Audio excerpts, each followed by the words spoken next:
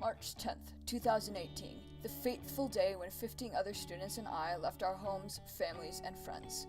We got on a plane and went to Shizhou, a small town in China's province of Yunnan. This was the beginning of a 28-day journey called Microcampus. We touched down in the Dali airport and immediately jumped into our ever-important work. This, of course, was our inquiry project. This was the biggest job for us at Microcampus. I spent the next 3 weeks getting as much information as I could about small businesses here in Shizhou. A case study of a small business was what I came here to learn all about. I had many difficulties and roadblocks that I had to overcome, and in the end, it was an amazing journey. 20 years from now, I will reflect on my Microcampus experience, and I hope to remember how I overcame my early reluctance, the difficulty of speaking the language, and the way I realized it was not awkward. In the beginning, the community was alien to me, and I tried day in and day out to fix this, but during the time, I was hesitant and scared to make connections and to speak with the people here in Shizhou. The first few days I was out and about talking to small businesses, I let the teacher support introduce me, and during the conversations I was shy and timid. During service learning it was just as bad. We had to make connections with the people here and talk to them, but with the group of 4 I was in, my main job was to smile and nod. To me, these conversations were always very awkward, and I felt like my presence was causing a burden on them. During service learning, when the others in my group were doing a particularly well job with making connections, and they got invited to someone's house to talk further, I felt like I had no business being there because I had talked so little with them. The hardest parts was when the business owners were working or not particularly welcome. This degraded my confidence, and what really messed me up is when plans fell apart and someone did not want to talk to me. Sometimes the conversations would reach a silence, and I would perceive this as very awkward.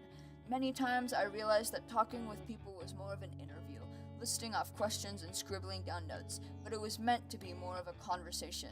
This was very hard for me, and I felt most conversations went very awkwardly and clumsily. Another boundary I had to overcome was my inability to speak Chinese. This was the problem that I had most anticipated and was most scared about. That year, back in Shanghai, the place where we call home 11 months out of 12 that year, I was a 2-year Chinese speaker. I could maybe have small talk about the time and our hobbies, but realistically, it would have to be all set up. There was no way I could hold any type of conversation in Shizhou. There was a huge language barrier between me and everyone else.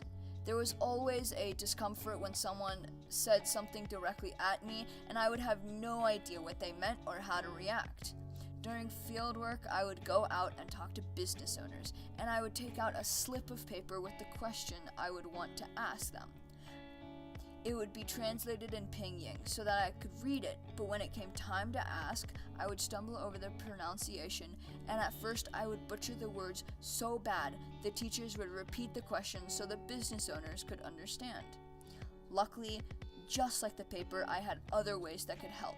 The teacher support that came with me during fieldwork translated everything so that I could take notes, or friends that would help every single time we went out to eat and order for me. I also had this handy little notebook always in my pocket that contained some common Chinese words, so if I did not know how to say something, I could refer to this notebook. After a while, everything made sense, and I was able to have better conversations with people through inquiry project or even service learning.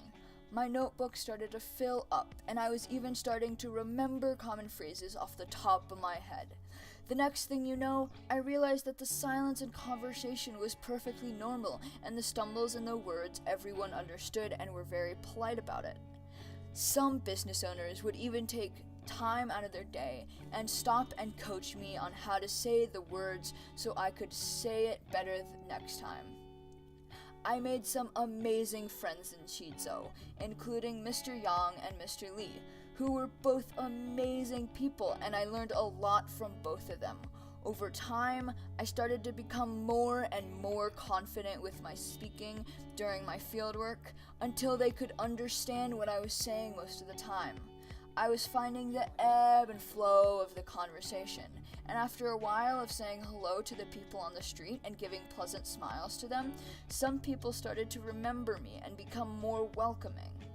Every single time I said hello to someone on the street, it was closer to a conversation until they stopped to talk to me and whoever was with me at the time. I learned that the atmosphere here and most of the people here were all friendly and open to talk. I just never realized this before. I think I have learned so much about myself over the past 28 days, and I have learned many new skills. I feel like I will be an all-around better person because of the experiences I have gone through. When I get back to Shanghai, I will have many new experiences and many hardships to tell stories about for a long time.